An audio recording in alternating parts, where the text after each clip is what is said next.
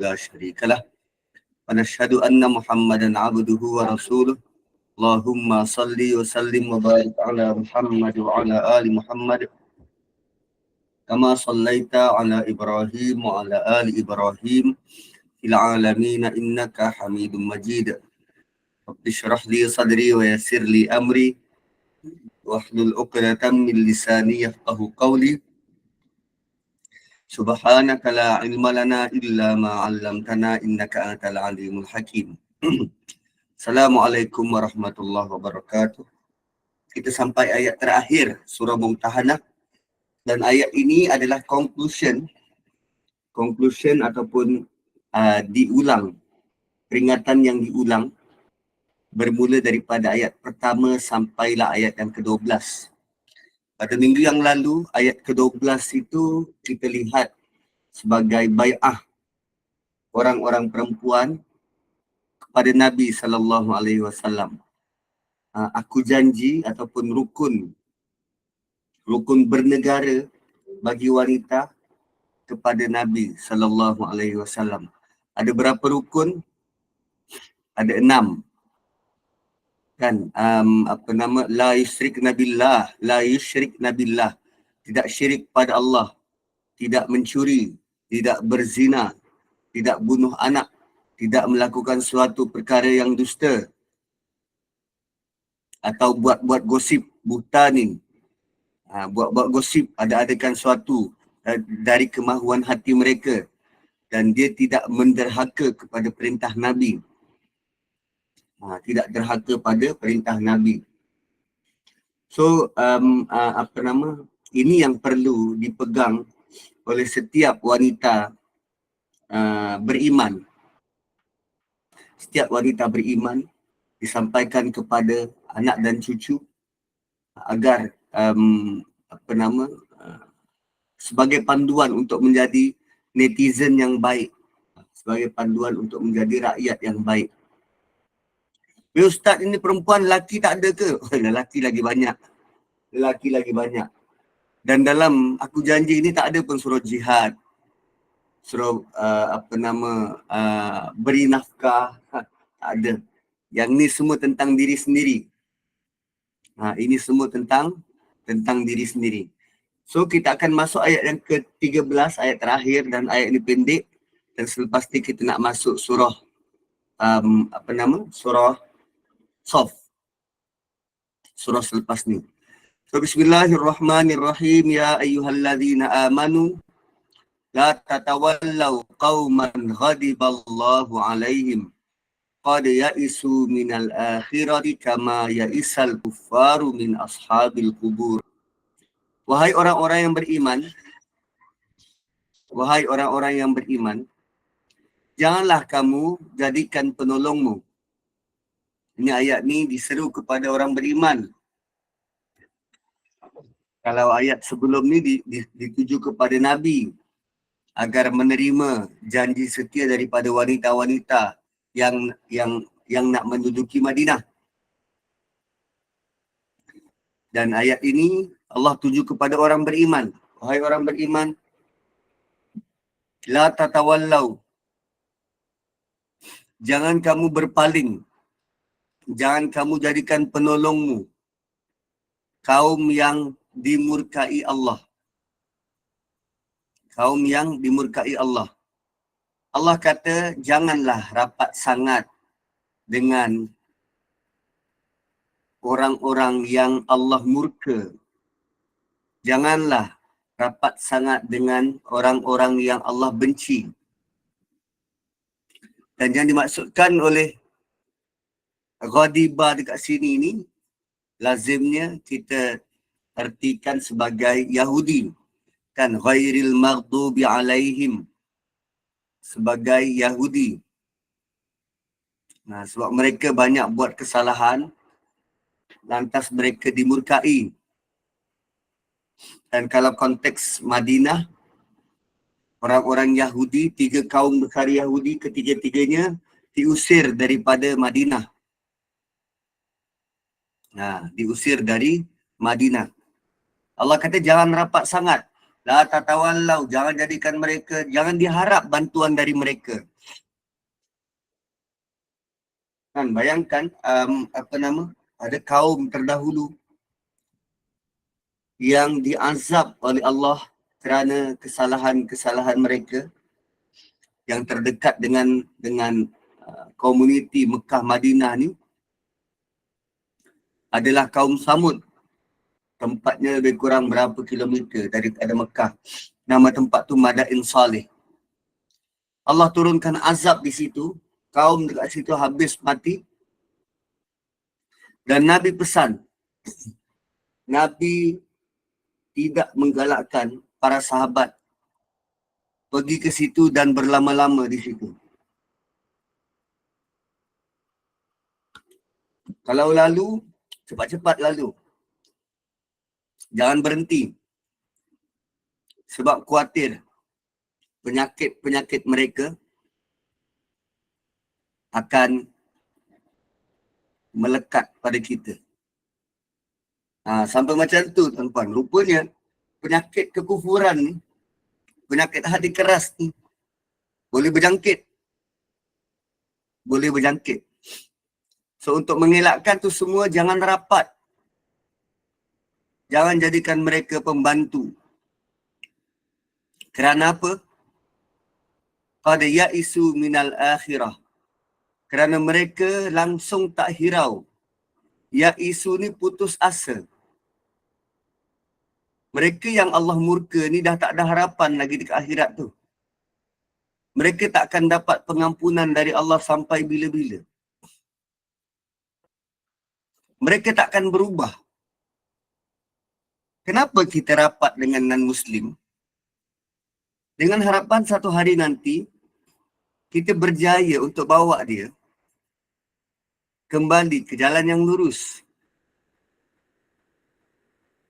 Kalau tak ada itu, kalau tak ada harapan yang itu, untuk apa kita rapat? Kan? Pada ya'isu minal akhirah, mereka dah putus asa daripada akhirat. Dan kemudian Allah datangkan perbandingan. Putus asa ni level macam mana? Kama ya'isal kufaru min ashabil kubur. Seperti mana orang-orang kafir yang telah mati, mereka sedang berputus asa dalam kubur. Bila dia mati, masuk dalam kubur, orang-orang kafir terdahulu, Allah bagi tahu keadaan mereka sekarang. Mereka sedang berputus asa. Tuan-tuan, macam mana putus asa ni? Dia tak ada semangat nak meneruskan hidup. Dia lalui kehidupan dia dengan tak ada memikirkan, tak ada harapan dah. Putus asa. So orang-orang kafir yang dah mati tu, yang tak sempat nak bertaubat, nak beriman, mereka sedang putus asa dalam kubur. Allah sedang bagi tahu apa yang ada dalam kubur sekarang. Apa yang berlaku dalam kubur.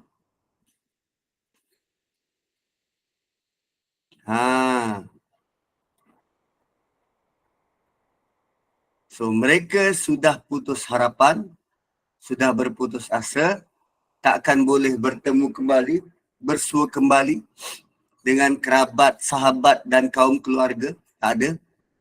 Takkan boleh jumpa dah. Sebab kalau orang Islam tu masih ada harapan untuk jumpa semula ahli keluarga dalam syurga. Tapi orang kafir, dia bila masuk dalam kubur, dia sudah pun berputus asa. Sebab dia tahu apa bakal berlaku pada mereka kelak. Waktu tu baru dia sedar apa yang dia tolak dulu, apa yang dia tak nak dulu semasa di dunia, semuanya realiti dan benar berlaku. Sekarang Allah bagi tahu pada kita yang masih hidup, apa yang berlaku dalam kubur. Bentuk penyesalan yang tiada penghujung. So sebelum kita menyesal, baiklah kita bertindak dengan bijak. Sebelum menghadapi penyesalan tu, baiklah kita bertindak dengan bijak. Okay, next surah. Kita masuk surah Shaf. Shaf ni maksudnya berbaris. Sekejap nak tukar. Alhamdulillah. Surah Shaf. Surah Shaf adalah surah apa nama? Surah Makkiyah. Surah Makkiyah. Dalamnya ada cerita tentang Nabi Isa dekat hujung. Dan surah ini adalah tema dia tentang bersatu. Dan surah ini ada juga ceritakan tentang hubungan orang-orang munafik. Itu Madaniyah. Dan di dalamnya juga teguran kepada golongan munafik. So kita perlu peka tentang perkara ini. Allah tegur berkaitan dengan orang munafik. Dikuatiri kalau kita sendiri ada sifat-sifat tersebut. Allah tegur, dikuatiri kalau kita ada sifat tersebut. Dan dalam surah ini, kita belajar bahawa Quran tidak memberi gelaran kepada orang munafik. Quran tak panggil, ya ayyuhal munafiqun. Tak. Dalam surah ni. Allah masih lagi memanggil mereka sebagai orang beriman. Dan itu bukan bermaksud mereka ni orang beriman. Tapi mereka tu mengaku beriman.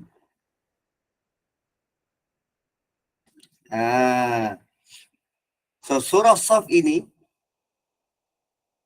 selain daripada sebut tentang orang munafik, ia juga ditujukan kepada para pejuang. Para pejuang. Pejuang ini sama ada pejuang di medan perang ataupun pejuang di medan dakwah.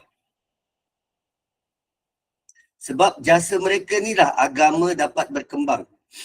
Agama ini dapat dikenali, tersebar di seluruh pelosok dunia. Itu surah Shaf. Shaf ni barisan harapan yang menyebarkan agama.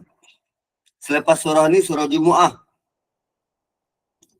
Dan surah Jumu'ah ni ditujukan kepada guru dan pelajar. Sebab bila ada guru dan pelajar ni lah, maka ilmu tu semakin berkembang dan dapat disebarkan. So dua surah ini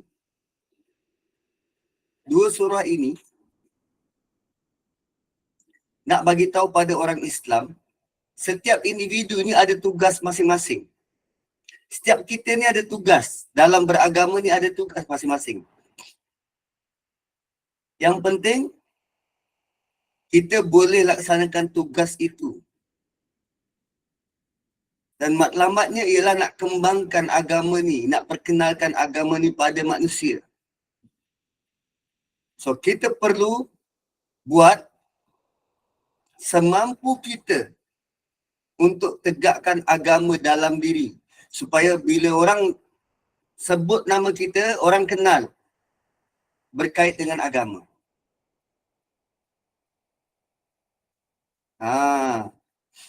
Dia berbeza tuan-puan kalau orang kenal kita sebab kita jual produk MW. Kau kenal timah yang mana? Timah MW. Dia beza kalau orang kenal kita sebab akhlak tak elok pada kita. Kau kenal dia tu John. John yang mana? Alah, John yang mulut dia tak ada insurans tu. Kan. So surah Musabbihat ni, dia bawa kita satu bentuk kesedaran yang kita ni ada tugas. Ada perkara yang kita perlu buat. Dan perkara yang kita perlu buat tu bukan kita kena buat sorang-sorang. Kita kena buat sama-sama, ramai-ramai. Sampai ke tahap biar orang kenal kita dengan nama agama tu. Biar kita boleh berdiri atas identiti kita. Kan setakat ni ada beberapa jemaah yang bila dilalu kita tahu. Bila dilalu kita tahulah orang tu. Contohnya jemaah tabligh, Karkun. Dia ada bentuk pakaian dia, cara dia bercakap. Allah kuasa, makhluk tak ada kuasa. Itu antara moto yang dia selalu ulang. Kita nak hidup kita macam tu, orang kenal kerana atas nama agama. Kenapa surah ni dibaca sebelum tidur? Untuk menjadi pemangkin, sebelum tidur kita ada azam untuk berubah esok hari. Berubah menjadi lebih baik dan lebih baik. Mengingati tentang perkara yang perlu kita buat, tanggungjawab yang kita perlu laksana. Dan yang keluar rumah ni kan siapa? Laki. Ni bukan untuk perempuan, ni laki. Laki kena pikul tanggungjawab ni, kena sebarkan agama. Lelaki patutnya kena lebih berakhlak. Ini jadi suami pukul isteri. Jadi suami tak beri nafkah. Jadi suami barannya bukan main. Dia tidak menghidupkan agama tu. Bermula dari rumah, apatah lagi di luar rumah. Ini surah Saf. Surah Saf. Selepas surah Saf, surah Jumaah, selepas surah Jumaah, kita akan jumpa surah Munafiqun. Surah Munafiqun ialah tentang sikap penderma, sikap golongan hartawan. Golongan hartawan. Kerana mereka juga jalan jihad ni dapat tertekak.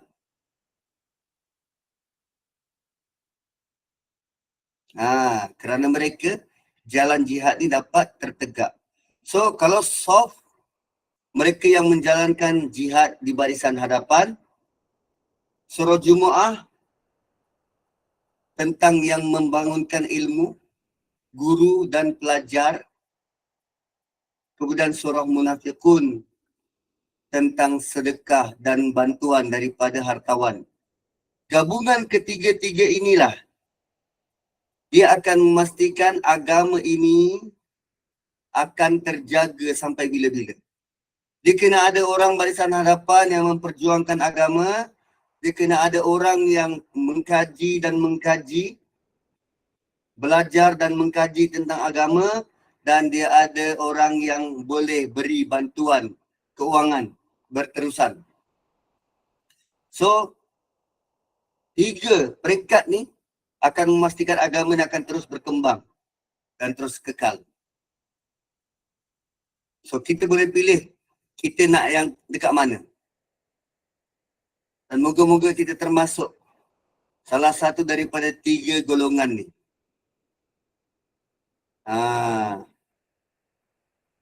Kalau surah Mumtahanah sebelum ni, kan tentang apa? Tentang hubungan. Hubungan. Terutamanya berkaitan dengan kalau berada dalam situasi peperangan. Konteks surah Mumtahanah tu, situasi ni peperangan.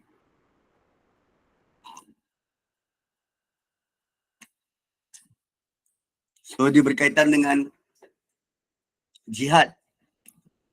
Dan surah ini juga akan disambung perbincangan tentang jihad. Daripada 10 surah Musabbihat, ini adalah surah yang di tengah. Surah yang kelima.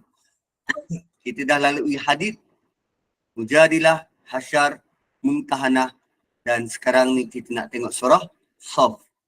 Surah yang kelima. Tuan-puan ingat lagi tak 4 surah sebelum ni? Start daripada surah Hadid tu. Entahlah Ustaz, ingat-ingat lupa. Tak apalah. Nanti bila senang, boleh tengok balik. Boleh baca balik. So, surah Shaf. Kita masuk ayat pertama. Bismillahirrahmanirrahim. Sabbaha lillahi ma fis samawati wa ma fil ardi wa huwal azizul hakim. Sabbaha telah bertasbih kepada Allah. Mereka dahulu lagi telah bertasbih kepada Allah. Siapa? Apa sahaja yang ada di langit dan apa sahaja yang ada di bumi. Allah guna ma fis samawati wa ma fil ardi. Apa sahaja yang ada di langit, apa sahaja yang ada di bumi.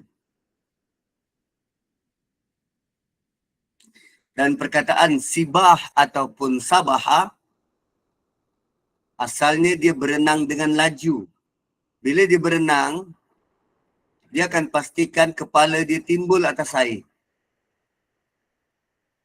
So, tasbih fungsi dia untuk memastikan benda tu timbul dan tidak tenggelam. Itu dari sudut bahasa. Pastikan benda tu sentiasa timbul. Jangan biar dia tenggelam. So, maksud tasbih ialah kita tinggikan Allah. Jangan sampai merendahkan kedudukan dia. Kita tinggikan Allah dalam diri dan tidak merendahkan kedudukan dia daripada yang tidak sepatutnya. So, bila kita tengok orang buat dosa, kita bertasbih. Bila tengok orang buat syirik, kita bertasbih. Bila nampak benda buruk, kita bertasbih. Sebab tu para sahabat yang faham tentang fungsi tasbih ni, bila dia nampak kemungkaran, dia jerit, Subhanallah.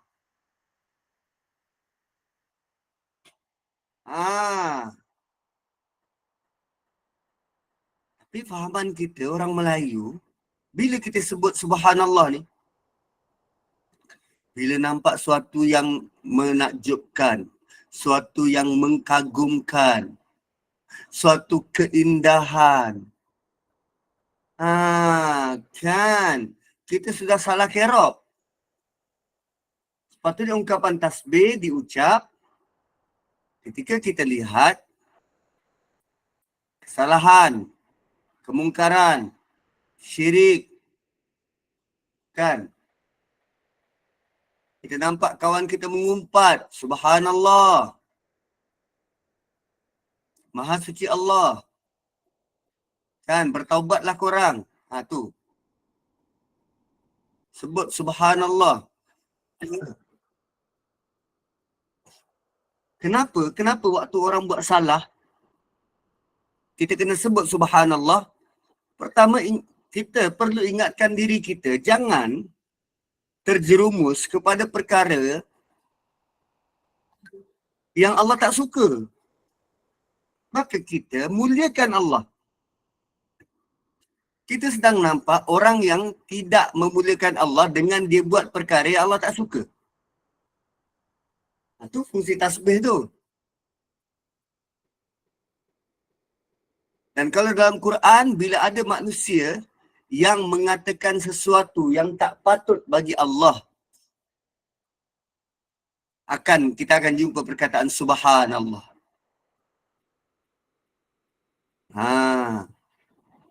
So kalau kita dengar orang sebut yang tak patut tentang Allah, maka kita tolak perkataan mereka dengan mengucapkan tasbih atau melakukan tasbih. Bila mereka rendahkan Allah, kita tinggikan Allah. dengan bertasbih.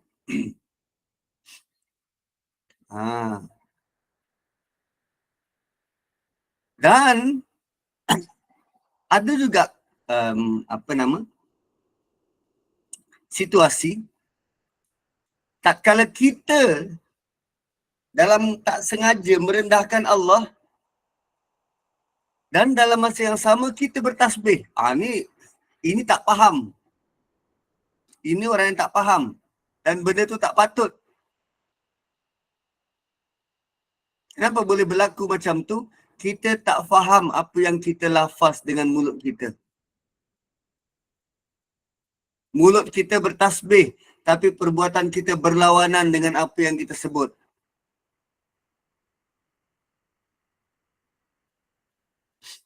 Kan?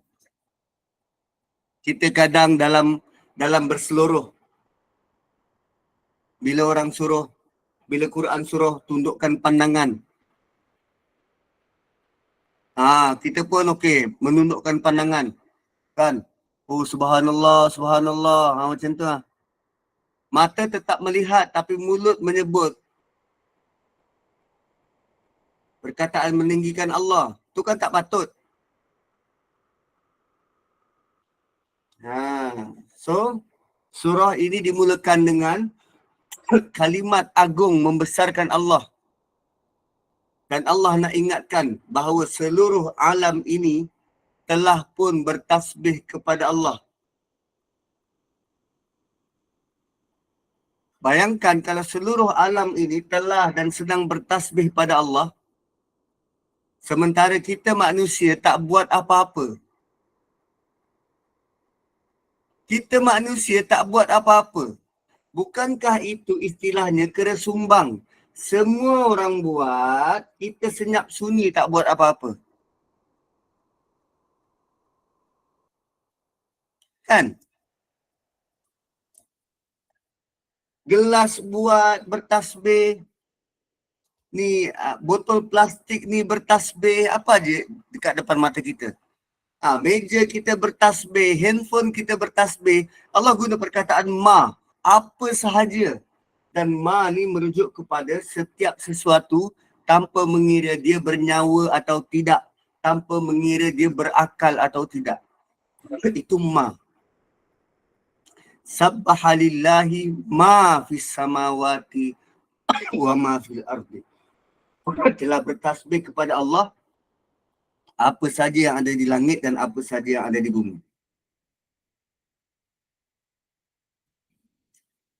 Ketika semua benda bertasbih dan kita tak buat apa-apa. Bukankah itu benda yang memalukan? Gitu. Dan kemudian Allah kata wa huwal azizul hakim. Dialah yang maha berkuasa dan maha bijak. Kenapa kita perlu bertasbih? Pertama, Allah berkuasa. Yang kedua, Allah bijak.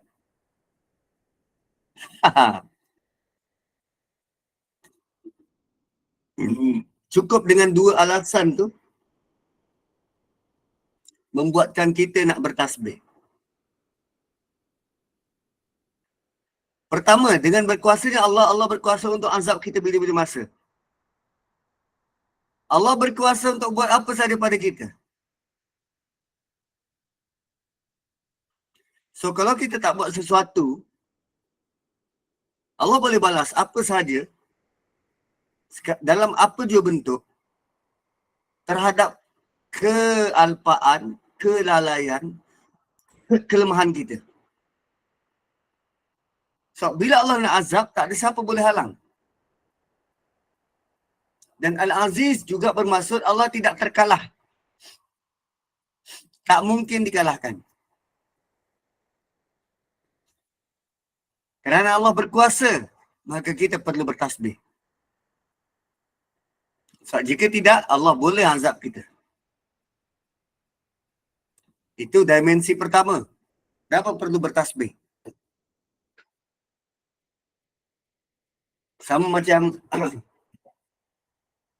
kalau kita tanya, Kenapa kita perlu hormat mak? Kenapa perlu hormat mak? Kan dalam banyak-banyak alasan tu ada beberapa ciri yang dominan. Kita perlu taat pada mak sebab Nabi suruh 3 kali untuk mak. Nabi suruh. Dan alasan dominan ni, dia yang paling utama. So, kenapa perlu bertasbih? Sebab Allah berkuasa. Sebab Allah berkuasa menentukan kehidupan kita sekarang dan akan datang. Yang kedua, kenapa kita perlu bertasbih? Sebab kebijaksanaan Allah tu tak terjangkau oleh kita. Bijaksananya Allah sehingga tak kala kita buat salah dan Allah tak azab. Bijaksananya Allah tak kala kita buat salah, Allah tidak segerakan azab, malah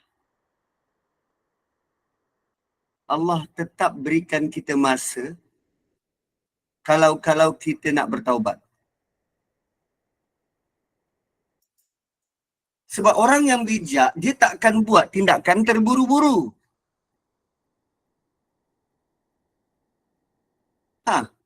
Orang bijak, orang yang bijak, dia tak akan buat tindakan terburu-buru. Allah tangguhkan azab, dia tak terus azab manusia. Terutama kita umat akhir zaman. So, bila tak azab sekarang, kita sedang diberi masa dan kita sedang diberi harapan untuk bertaubat, membetulkan amalan kita. Jika tidak, dah lama dah kita mati. Kita ni tuan-tuan hidup, kadang-kala kita buat kesalahan kecil dan tidak sedar bahawa kesalahan itu boleh mengakibatkan mati mandatory.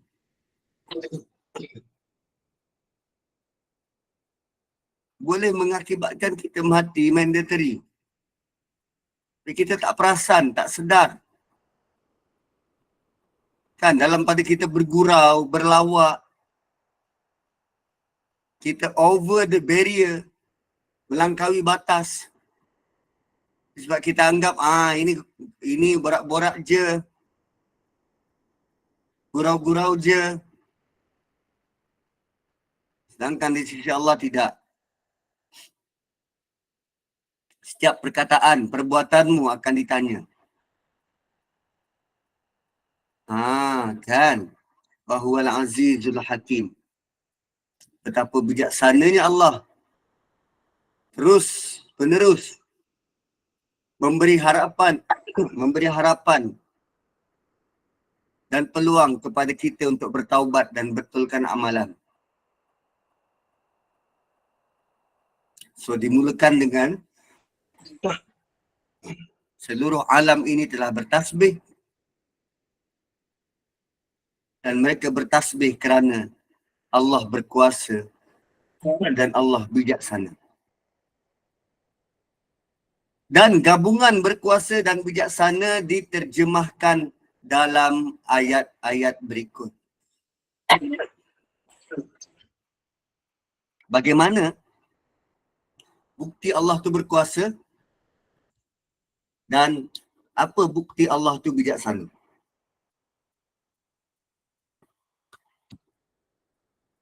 Akan dijelaskan dalam keseluruhan surah ni.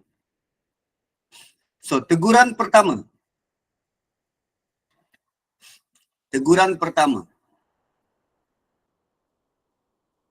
Allah tegur kepada orang beriman yang minta berjihad.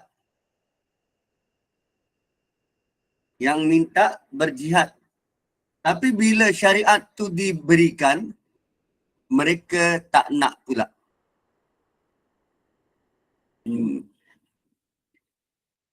Ya ayyuhalladzina amanu lima taquluna ma la taf'alun. Hai orang beriman, kenapa engkau sebut sesuatu yang kamu tak buat? Kan kena faham betul-betul. Orang beriman dekat sini bukannya yang semua pure beriman, tetapi juga melibatkan orang munafik. Orang munafik di Madinah. So ada antara mereka yang beria-ia minta arahan untuk berperang. Tapi bila diturunkan ayat untuk berperang, mereka tak nak berperang. So, itu maksud kenapa kamu kata apa yang kamu tak buat. Maksud asalnya macam tu. Diorang kata, kami nak berperang, tapi bila disuruh, tak nak buat. So, Allah tegur manusia yang mulut mereka mengaku Muslim, mengaku beriman, tapi perbuatan mereka tak ikut apa yang mereka sebut. Kau kata kau beriman, tapi perbuatan kau macam orang tak beriman.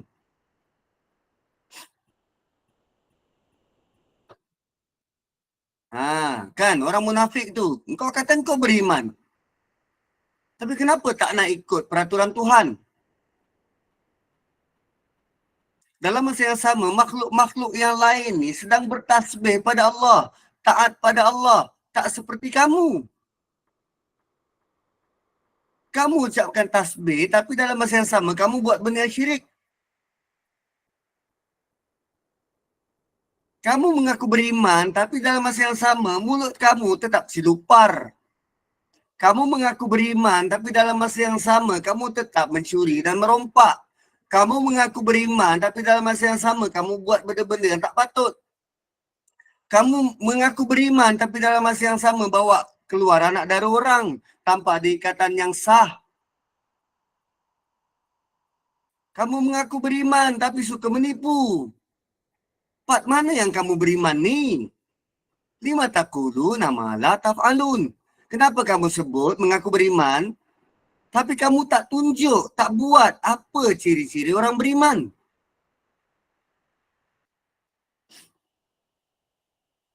Ya, cakap tak serupa bikin.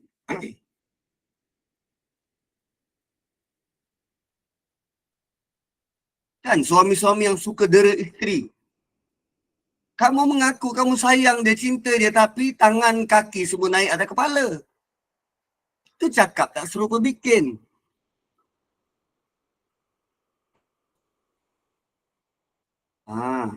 Mengaku beriman,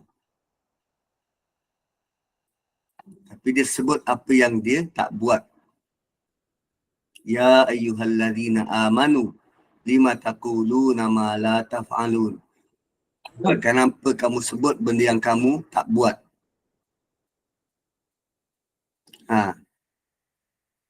Cakap tak serupa bikin. Dia sepatutnya walk the talk. Walk the talk. Buat apa yang kita sebut. Dan ini sifat pertama yang Allah tegur dalam surah Shaf. Kamu kata kamu nak bersatu, tapi tak ada pun usaha untuk melakukan penyatuan tu. Kalau kita tak mampu, tak mahu buat, tak mampu nak buat, jangan cakap. Jangan seperti orang munafik. Kan, bila bicara dia berdusta. Bila berjanji dia ingkar. Bila diberi amanah dia khianat. Jangan jadi macam tu.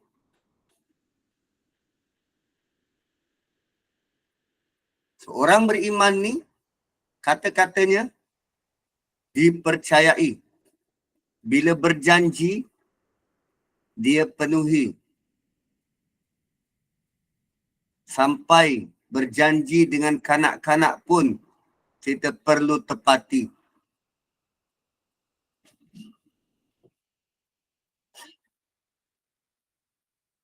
Ada sebuah hadis riwayat Abu Daud. Abdullah bin Amir pernah dipanggil oleh ibunya untuk diberikan sesuatu. Lalu Nabi bertanya kepada ibu Abdullah bin Amir, apakah yang dia janjikan nak berikan kepada anak kecil tu? Wanita tu jawab, kurma. Wanita tu jawab, kurma. Kemudian baginda beri peringatan kepada ibu kepada Abdullah bin Amir. Jika dia tidak berikan kepada anaknya, maka dia dikira berdusta. Dalam hadis yang lain, siapa yang kata kepada budak kecil, ke sini, ambil ni. Lalu bila budak tu datang, dia tak beri pun. Dia tak bagi pun. Dia tak bagi apa yang dijanjikan tu. Maka dia dikira berdusta. Fahiya kizbah. Dia dikira berdusta. Sebahagian orang menipu kanak-kanak kerana mereka biasanya tidak menuntut kembali janji itu.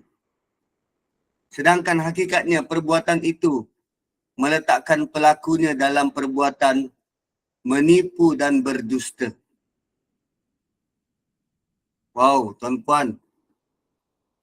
Kita berapa lama dah menggula-gulakan anak-anak kecil kita? Macam-macam kita janjikan bulan dan bintang, asal dia nak mandi. Asal dia nak senyap.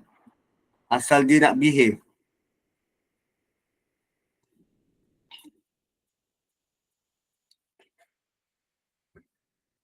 Kan nak pergi kenduri rumah orang, kita macam-macam kita pesan. Jangan lari-lari, jangan tu, jangan ni. Duduk kat sini. Kalau behave nanti, mami bagi gula-gula.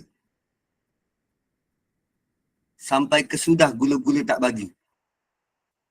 Sedangkan dia menahan diri daripada berlari, melompat. Kerana itulah tenaga yang dia ada.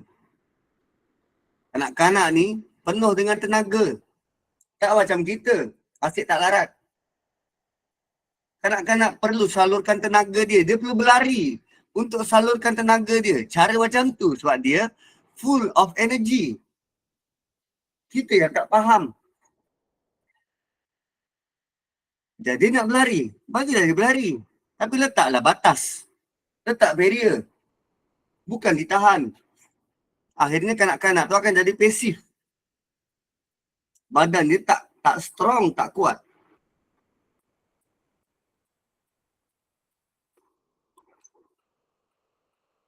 Dan kita janji macam-macam. Rupanya bila kita tak laksanakan janji itu, kita dikira sebagai penipu, pendusta. So makna umum ayat ini adalah tentang jihad. Tentang jihad. Sebab ayat ini ada kaitan dengan surah An-Nisa. Ayat 77. Orang Mekah dulu, sahabat-sahabat yang berada di Mekah dulu, mereka hidup dalam keadaan tertekan.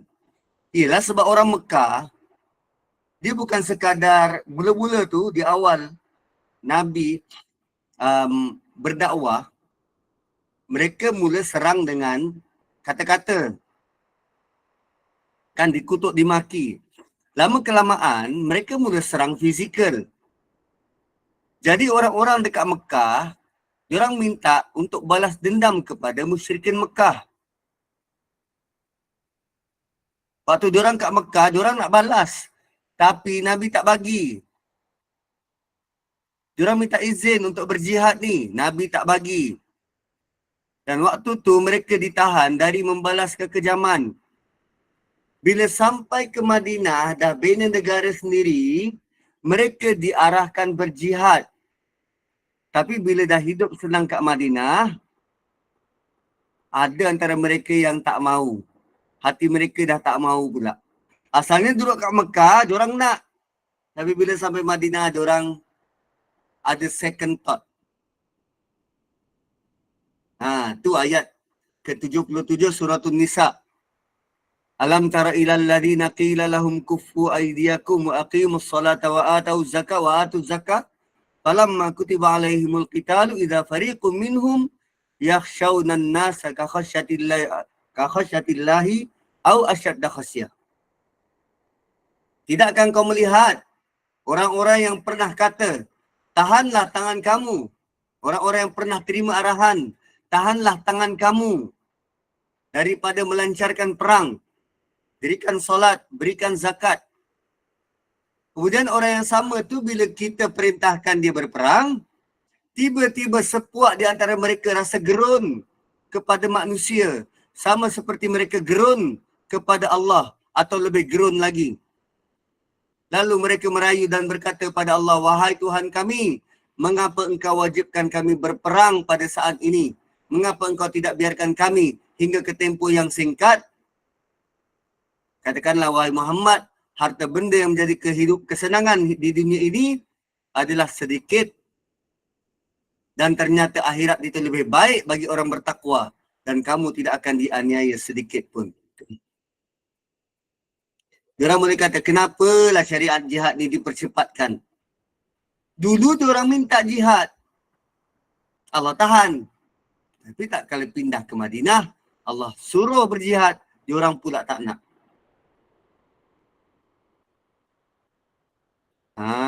Gitu. So ada kebarangkalian waktu diorang minta jihad kali pertama itu pun berbahasa bahasi. Cakap tak serupa bikin. Dalam surah yang lain, surah Muhammad. Dan orang beriman berkata, mengapa tiada diturunkan satu surah? Maksud satu surah ni apa? Tak ada arahan jihad pun. Tak ada arahan jihad pun.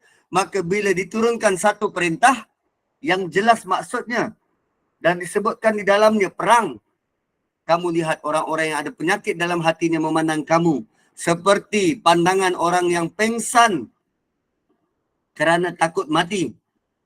Maka bagi orang tu, fa'aula lahum.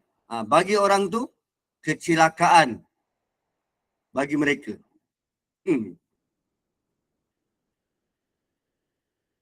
So tuan-puan, kadang kita ni, kita lebih sudu dari kuah. Lebih sudu dari kuah. Kita cakap tak serupa bikin. Berdegar-degar nak itu dan nak ini. Tapi tak kala disuruh, tak nak buat. Dalam mesyuarat pun kita macam tu. Kan kata nak buat tu, nak buat ni. Dia kalau bab mencadangkan ni, macam-macam. Bulan bintang boleh dicadangkan. Tapi bila di-assign untuk buat benda tu, dia malah mencari alasan untuk tak buat. Kabura maqtan 'indallah. Ya ayyuhalladzina amanu lima taquluna ma la taf'alun. Okay, next. Kabura maqtan 'indallah an taqulu ma la taf'alun. Perkataan maktan maksudnya sangat buruk. Maktan sangat buruk. Ayat yang sama ataupun perkataan yang sama pernah disebut dalam surah Mujadilah sebelum ni, bahawa perbuatan zihar itu maktan, buruk. Maka orang yang minta jihad tapi tak mau berjihad, itu adalah perbuatan yang amat buruk sekali. Allah amat murka dengan sifat begitu. Mereka cakap dengan mulut tapi tidak diikuti dengan perbuatan. Kita sebut je. So kabura, amat besar kebencian Allah. Maktan, perkara buruk yang kau buat. Antaqulu ma la taf'alun. Kau cakap tapi kau tak buat. Secara umumnya, manusia memang selalu tak buat apa yang disebut. Yang ini banyak dilakukan oleh kita. Selalu solat minta hidayah dari Allah. Tapi bila Allah beri hidayah, Bila Allah beri Quran, bila Allah beri panduan melalui sunnah, kita tinggalkan. Why? Sebab tu kita perlu buat apa yang kita sebut.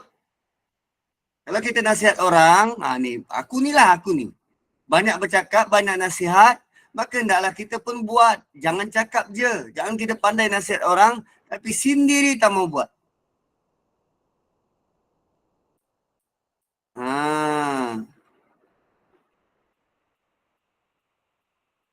Tapi ada orang yang salah tafsir tentang ayat ni. Salah tafsir macam mana? Dia kata jangan kita berdakwah benda yang kita belum buat. Contohnya, selagi belum pergi haji, dia tak boleh cakap tentang haji.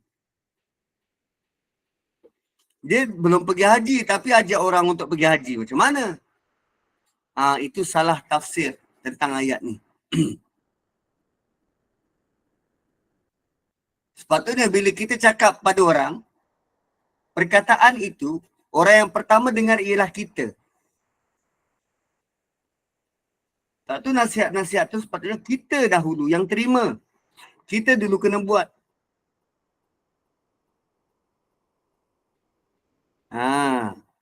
Terutamanya bila kita dah sampaikan, kan sepatutnya kita rasa malu kalau kita tak buat. Maka bila kita berdakwah, kita ajak orang buat seperti yang kita sebut. Sepatutnya kita buat dulu apa yang kita sebut.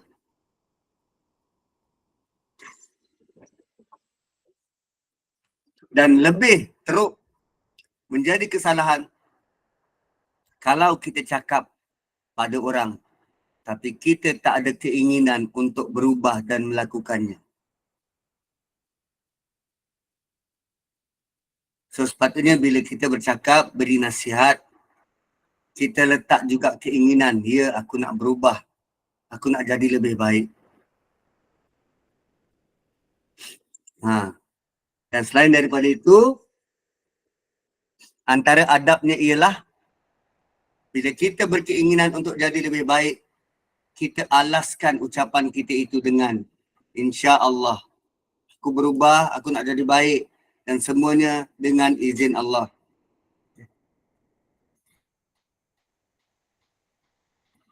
So kalau nak buat sesuatu, jangan berharap semata-mata kepada kekuatan diri. Tapi sebutlah insya-Allah dengan kehendak Allah. Yelah kadang kita nak buat dan semuanya tertakluk kepada kebenaran, keizinan daripada Allah. Kekuatan yang Allah beri. Selagi Allah tak benarkan dan tidak beri kekuatan, maka ia tidak akan terjadi. Oleh itu sebenarnya tak salah kalau kita berdakwah pada orang lain tapi kita masih lagi ada terbuat perkara-perkara salah. Sebab dakwah tu satu kebaikan. Meninggalkan dosa juga satu kebaikan. So jangan kerana kita belum dapat meninggalkan satu meninggalkan dosa, maka kita tinggalkan juga satu kebaikan berdakwah. So, kadang-kadang bila kita menegur orang, itu juga memberi kekuatan pada diri kita untuk meninggalkannya. So tuan-tuan dan puan-puan, 8.30. Terima kasih bersama dengan saya selama sejam.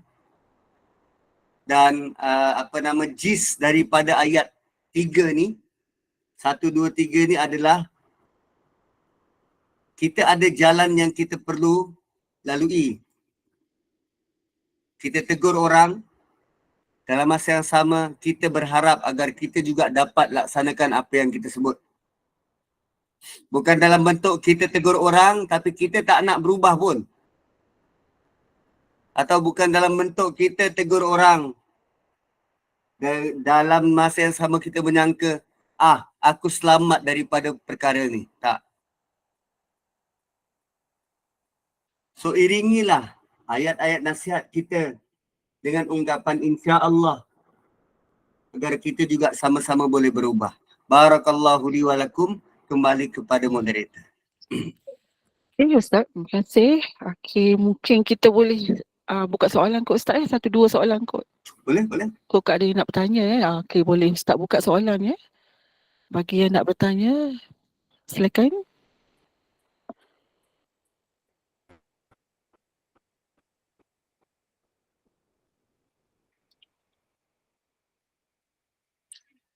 Nampaknya diam Ustaz ya. Dah tak ada soalan tu. Dia dah faham dah tu Ustaz. Diorang nak pergi pub. Assalamualaikum. Oh, ada. Okey, Minta silakan. maaf. Ustaz, rasanya Ustaz lebih arif. Saya nak bertanya berkenaan solat tahiyatul masjid. Kami baru rombak surau kami sebab dibaik pulih. Jadi kami jadikan kantin tempat kami beribadah. Jadi di kantin itu kita perlu juga ke buat tahiyatul masjid bila kita masuk? Tak. Sebab jemaah di sini melebihi 40 sampai kadang 50 orang. Kami semua jemaah perempuan. Kami tinggal di madrasah Ibu Tunggal. Tak. Dia ada kawasan yang, kalau ada kawasan yang dah digazetkan, yang dah ditentukan, itulah kawasan surau ataupun masjid, hanya dekat situ. So kalaupun kita berpindah tempat ke kantin misal kata, kawasan kantin tu tidak digazetkan. Maksud digazetkan, ditentukan daripada awal. Kantin tu kan sementara, so tak perlu. Adakah kita masuk tu, kita menghormati tempat yang kita solat tu, kita buat solat sunat sahaja, bukan tahiyatul masjid? Bolehkah Ustaz? Yang tu saya tak tahu. Kalau sekadar solat sunat tanpa mengkaitkan dengan tahiyatul masjid, boleh kot. Cuma kalau dalam konteks masjid negara tu, mufti wilayah, dia gazetkan hanya dewan solat utama je. Itu je tempat tahiyatul masjid. Kalau dekat koridor, dekat luar tu tak termasuk. Tu tak termasuk. Tapi jemaah lazimnya bila tanggapan jemaah bila masuk je masjid dekat perkarangan ke, dia solat je. Tapi yang ini sebab ambil kawasan kantin, dia sementara, bukan kekal di situ. Sementara kawasan dalam masjid tu dibaik pulih. Kawasan yang sementara ni dia tak ni lah. Cuma untuk jawapan yang lebih memuaskan, boleh rujuk kepada Jabatan Mufti. Kalau dekat Selangor, Mufti Selangor. Kalau wilayah, Mufti wilayah lah. Boleh boleh email mereka dan insyaAllah mereka akan jawab dengan lebih sempurna dan lebih tepat. Wallahu'alam. Satu lagi Ustaz, kita buat solat sunat Isra' tu bermakna kami tak ada dapat apa-apa fadilat lah sebab ini bukan masjid atau bukan diiktiraf sebagai surau, hanya tempat sementara. Kalau saya bukannya target nak dapat fadilat ke apa, saya buat je kerana Tuhan. So tanpa mengira nanti aku dapat berapa, aku dapat apa, tak. Buat je. Sebab kami kurang arif, sebab bila kami buat ada yang menegur, jadi kami jadi rasa macam was-was. Itu yang saya bertanya pada Ustaz yang lebih arif. Baik, terima kasih Ustaz atas penjelasan. Kalau saya buat je. Orang yang menegur tu bukan dia yang bagi pahala. Okey, baik Ustaz. Alhamdulillah, terima kasih. Okey, terima kasih kepada yang bertanya. Ada lagi soalan ke? Inilah soalan ya. Okey, baik, silakan. Soalan fake boleh tanya ke Ustaz? Boleh. Maaf Ustaz, saya nak tanya. Tanya je, jawabnya belum tentu. Okay, tak apa. Saya nak tanya berkenaan dengan sebab kita belajar fake manhaj jilid 2, disebutkan tentang pinggan mangkuk macam tu kan. Sebab kat sini ramai antara kami yang menggunakan pinggan mangkuk yang ada gambar bunga dan di tepi tu ada butterfly kecil ataupun kumbang macam tu lah, serangga atau birds. Tetapi ada diberitahu oleh asatizah kami, so jangan pakai pinggan tu. Kecil-kecil je. In fact bila dia datang rumah kami, dia tak kasi kami hidang dia pakai pinggan tu. Jadi kami macam muskil lah Ustaz kan, sebab dia adalah gambar yang bukan 3D. Tapi tak disebut dengan jelas dalam kitab tu, tapi telah diberitahu supaya jangan pakai pinggan mangkuk ni kerana ada gambar tu. Jadi saya nak tanya pendapat Ustaz. Pasal gambar makhluk bernyawa ke? Sama. Aku pun tak tahu. Aku pakai pinggan kertas je, senang. Kan? Pakai pinggan kertas je.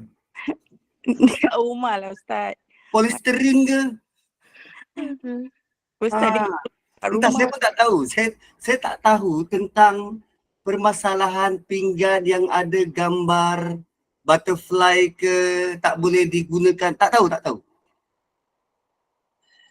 Pirate ke, kalau nak mahal sikit, korel. Tapi korel ada ke bentuk-bentuk macam tu? Ke korel ni kan dia bentuk alam, dia selalunya pokok-pokok. Tidaklah ada gambar haiwan hippopotamus ke, tak tahu. Ada Ustaz di pinggan Port Mirin ni Ustaz. Ada. Ada. Port Mirin ni kalau botanik punya motif memanglah ada pokok dan ada sikit butterfly but very small and kita guna untuk makan lah, bukan nak untuk apa puja-puja ke kan. So saya tak tahulah pendapat Ustaz. Okey.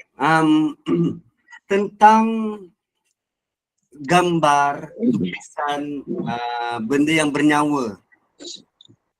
Sebab dia punya perbahasan panjang. Sebenarnya ulama berbeza pendapat. Ada yang kata yang ini boleh, yang ini tak boleh. So hadis Nabi tu tentang suar. Suar ni apa? Gambar. So gambar tu ada yang memaknakan suar ni sebagai binaan patung.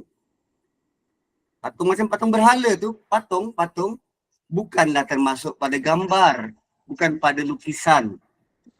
Ada yang memaknakan suar itu sebagai bukan sekadar patung tapi termasuk lukisan. Gambar poster saya tu pun termasuk suar. Label macam tu. So bila dia khilaf ulama, maka kita punya tugas ialah kita cuba dapatkan setiap pandangan-pandangan ni dan kita tengok mana pandangan yang kita selesa untuk kita ikut. Kalau bagi ustaz tu mungkin dia tak selesa. Dia tengok ini, ini ada gambar-gambar macam ni, saya tak selesa lah, saya tak suka. Tapi bagi kita mengambil pendekatan, suar ni bukan yang gambar macam ni ustaz. Suar bagi saya lah patung-patung berhala tu, patung Ultraman ke, patung yang itu ke, itu pun takluk juga. Kalau patung Ultraman tu dibeli mahal-mahal, tak boleh dibuat main, diletak dalam frame, itu yang tak boleh sebab kita memuliakan dia. Ini pinggan, kita bukan memuliakan. Dia punya jis ialah adakah kita memuliakan. Maksud memuliakan ni, pinggan tu kita rasa sayang tak nak guna. Jeng. Kalau pinggan mangkuk ada gambar ayam, kan? Tengok, cantiknya, sayanglah nak guna, letak jadikan frame. Tu yang salah. Di situ ada nilai dan unsur membazir. Di situ ada nilai nak mengagungkan benda tu. Kan? So jis daripada pengharaman tu ialah tentang sesuatu yang halus. Sesuatu yang boleh mendatangkan syirik dalam hati. So kalau benda tu kita tak boleh nak jaga, nasihat saya ialah kita elakkan. Tapi kalau kita tahu selok-beloknya, faham maksud dia tu, maka silakan. Sebab hati tuan-puan saya tak boleh jaga. Hati tuan-puan, tuan-puan yang jaga. Cuma selepas daripada ini, Puan Hazlina boleh cuba buat kajian, pembacaan tentang perkara ni. Tentang kedudukan gambar, tentang kedudukan yang sebenar. So, bila berlaku benda macam ni, akan datang, kita ada firm. Kita ada pegangan yang firm.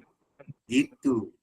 Sama macam tadi, dia nak solat sunat isyraq, orang tegur jadi dia kata, aku dapat ke tak ni, aku dapat ke tak. Sedangkan bukan orang yang menegur tu dapat beri pahala, tetapi Allah yang beri pahala. Satu buat solat, buat sesuatu kerana Tuhan, bukan kerana yang lain. Wallahu Ya. Okey, baik. Terima kasih Ustaz dan terima kasih kepada yang bertanya. Muka Alhamdulillah jazakallah khair al-fadhil Ustaz Muhammad Nazri. Demikianlah penjelasan atas proses ilmu tadi dari tadabbur surah Al-Mumtahanah itu tadi daripada ayat terakhir ayat 13. Ini mengenai perempuan yang diuji imamnya dan juga surah As-Saff dari ayat 1 hingga ayat 3 mengenai Allah menegur sebahagian daripada orang Islam yang memperkatakan sesuatu yang mereka tidak lakukannya, dan surah ini adalah mengenai jalan jihad untuk mencapai kemenangan yang menjadi kewajipan umat Islam untuk mempertahankan agamanya dalam barisan yang teratur dan kemas yang penuh perancangan, tanda kesuatan hati dan penyerahan kepada Allah SWT. Semoga Allah Subhanahu Wa Taala memberikan kita semua kefahaman tentang agama dan ajakan kita tentang Al-Quran, dan semoga ini memberikan pengajaran bagi mengambil ibrah darinya. InsyaAllah semoga dalam kesempatan kita akan bersama-sama dengan Ustaz untuk sambungan ayat-ayat seterusnya.